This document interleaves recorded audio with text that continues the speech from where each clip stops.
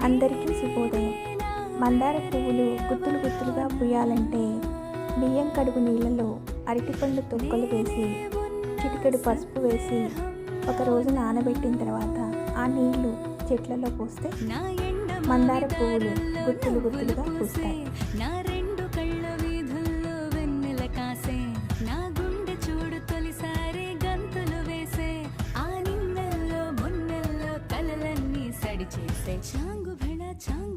చాంగు భళ ఇలాగా నేను ఎలా మారిపోయా చెంగుమని భలే